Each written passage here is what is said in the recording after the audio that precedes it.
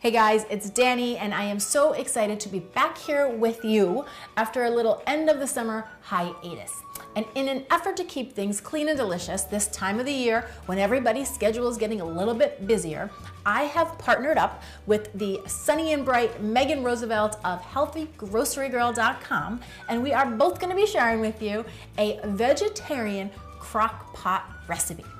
Now, my recipe is one of my personal favorites. It is a butternut squash vegetarian chili, and I promise you it is satisfying enough for both vegans and meat eaters alike. And Megan, who happens to be a registered dietitian, is going to be making a pumpkin chickpea curry over rice that looks absolutely delicious. Does she not have the most fabulous hair? I mean, I'm just saying.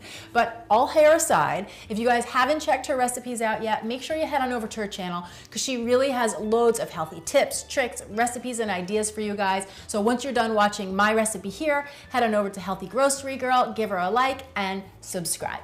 Now, as for this chili, guys, it couldn't be any easier because all we're gonna do is prep all of the ingredients and then get it into our crock pot, set it, and forget about it. And you could do all the prep either the night before or the morning of.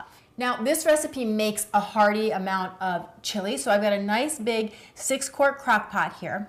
And into the crock pot, I'm gonna be adding 1 diced onion, 1 diced bell pepper, any color will do, 3 cloves of chopped up garlic, a 15-ounce can of fire roasted tomatoes. They have a nice smoky flavor to them. A 15-ounce can of garbanzo beans that I have rinsed and drained. And then I've got 4 cups of chopped up butternut squash. Now for the squash, here's what you're gonna do. You wanna rinse the outside of the squash, trim off the bottom and the top, and then we're just gonna use a potato peeler to peel off the skin. Then I lay it down on its side and I cut the bulb from the neck. So right here, you just slice it off, and the bulb is where all the seeds are. So slice the bulb in half, and then you're gonna get a spoon and scoop out all of the seeds and any of this stringy membrane that's attached to them. Do that for both sides, then lay the squash down, cut it into half moons, and chop it into bite-sized pieces. As for the neck, I'm gonna stand it up, get your knife right over the top, push it straight down, and you're gonna cut them into boards. You're gonna get about 4 or 5 boards, about 1 inch wide. Then I'm gonna cut those into strips, come back across the other way until I have little cubes of butternut squash. You're gonna need 4 cups of the cubed butternut squash for this recipe. Then I've got 2 cups of a low sodium veggie broth going into the pot.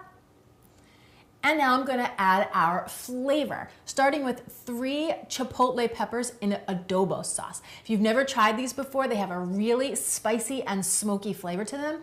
If you don't like the spice, you can cut into your pepper just like this and then look for these seeds and pull them out. A lot of the heat is in the seeds, so if you don't like the heat, take the seeds out.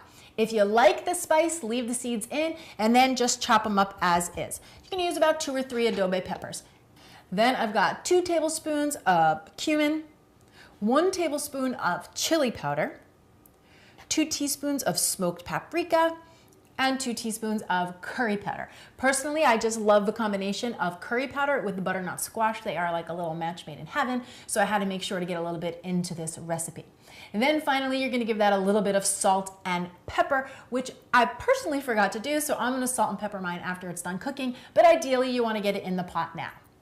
Now on top of that, we got all our flavors in there. I'm sprinkling in 1 cup of frozen corn, fresh would do the job as well, and then a couple of cups of kale ribbons. And all that means is that I stemmed my kale, rolled it up nice and tight, and then sliced it as thinly as I could until I had these nice long thin ribbons, and that gets layered right on the top of the crock pot.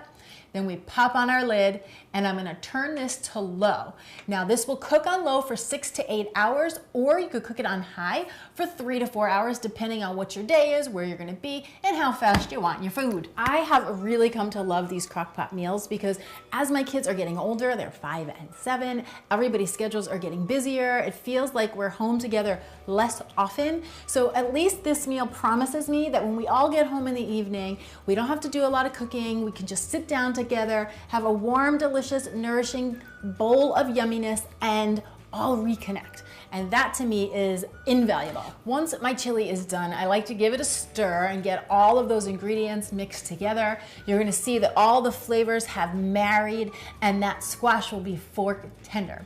So I scoop it up into a bowl and then top it with your favorite chili toppings. I am topping mine with some fresh cut onion and a little bit of avocado. Now, if you have any leftover chili, and you probably will because this recipe makes a lot, you can store it right in an airtight container and pop it in your fridge and it will last you up to a week.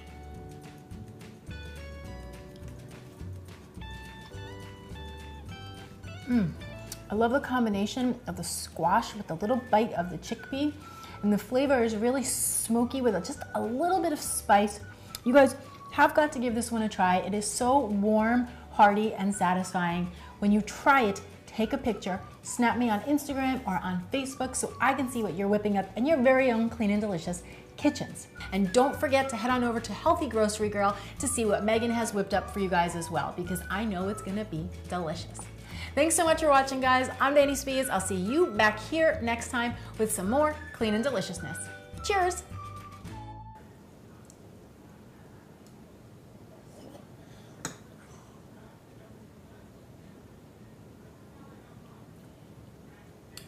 It's a good taste, but to me, because I'm just a little kid, I'm only 7, it's kind of spicy.